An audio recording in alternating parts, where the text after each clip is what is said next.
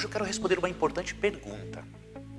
O Jesus da Bíblia é o mesmo Jesus do Espiritismo? Vejamos o que a Bíblia tem a nos ensinar a respeito.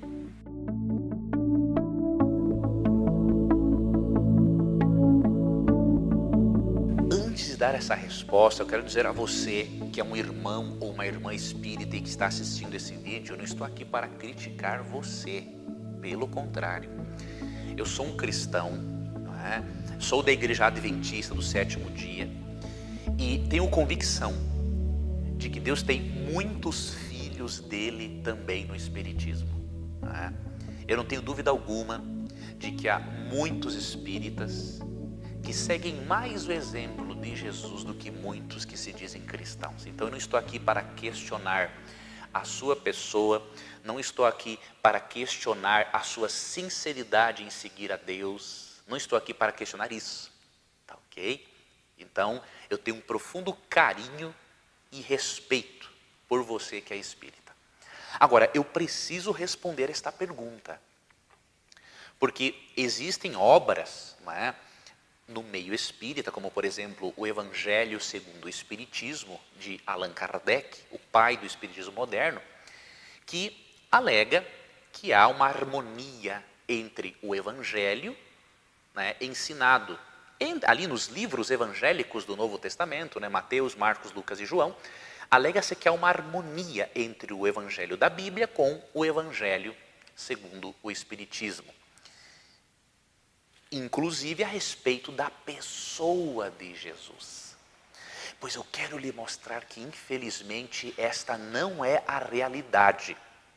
Eu quero fazer uma menção a você acerca do que Allan Kardec diz acerca da pessoa de Jesus na sua obra A Gênesis, tá? Se eu não me engano é o capítulo 15, e o que, por exemplo, o Evangelho de João diz sobre Jesus. Por exemplo, Allan Kardec, na sua obra A Gênesis, né, diz o seguinte, que Jesus, segundo os espíritos que se comunicaram, não é, com ele, Jesus é um espírito, diríamos assim, evoluído e não é Deus. Então isso ficou bem destacado, que Jesus não é Deus, ele é um espírito superior, diríamos assim. E não é Deus, ok? Agora, veja o que diz a Bíblia. Por exemplo, eu vou ler só um verso, tem muitos versos sobre o que eu vou mencionar agora. Mas, por exemplo, o Evangelho de João, né, já que Allan Kardec escreveu o Evangelho segundo o Espiritismo, olha o que diz o Evangelho de João sobre a pessoa de Jesus. João 1, 1 a 3, na verdade João 1, 1 a 4 e verso 14, tá? No princípio era o verbo. Aqui Jesus é chamado de verbo porque ele é o agente ativo da criação. Tá bom? Então você pode, onde está verbo, leia Jesus. Então no princípio era o verbo, era Jesus. E Jesus estava com Deus. E Jesus ou o verbo era Deus. Ele estava no princípio com Deus. Todas as coisas foram feitas por intermédio dele e sem ele nada do que foi feito se fez. A vida estava nele e a vida era a luz dos homens. E aí o verso 14, e o verbo, que é Jesus, se fez carne. Foi Cristo quem encarnou e habitou entre nós, cheio de graça e de verdade. E vimos a sua glória, a glória como do unigênito do Pai. Então, o verbo, o agente ativo da criação, encarnou e habitou entre nós. É Cristo. E dos versos 1 a 3 diz que o verbo estava com Deus e que este verbo, ou Jesus, era Deus. E que todas as coisas foram feitas por intermédio dele. E sem ele, nada do que existe veio à existência. Ou seja, Allan Kardec disse que ele era um espírito superior e não era Deus. Mas o Evangelho de João diz que Jesus era Deus e é o Criador de todas as coisas. Partindo do princípio filosófico de que duas coisas contraditórias não podem ser verdadeiras ao mesmo tempo, nós temos que assumir a seguinte postura. Ou Allan Kardec estava errado ou a Bíblia estava errada. Percebeu? Mesmo que existam ensinamentos bíblicos que fazem parte do Evangelho segundo o Espiritismo e que fazem parte do Espiritismo, isso nós não podemos negar, existem contradições abertas e bem visíveis. Isso demonstra para nós que o Jesus da Bíblia não é o mesmo apresentado pelo Espiritismo. Enquanto o Jesus do Espiritismo é um espírito superior, e não é Deus, a Bíblia diz claramente que Cristo é Deus. Agora, tenha cuidado.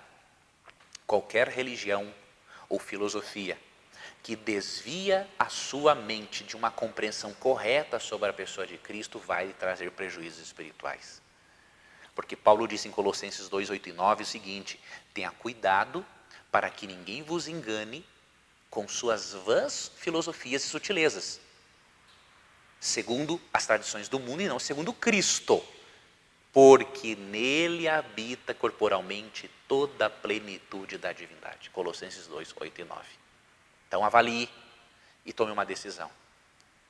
Decida-se pelo Jesus da Bíblia, aceite que ele é Salvador e é divino, porque aí sim você estará realmente no caminho certo.